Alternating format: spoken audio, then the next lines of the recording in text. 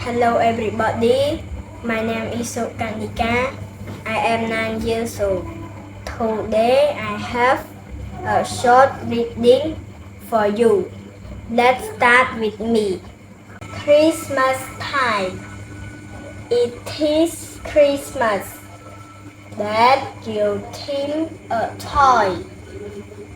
The toy is in the box. Tim take off the lid. He sees the toy. It is a car. The car is red. The car makes noises.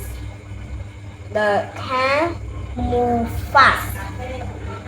Tim takes the gift. He hugs his dad. Dad smiles. Thank you for listening to me. Goodbye and good luck.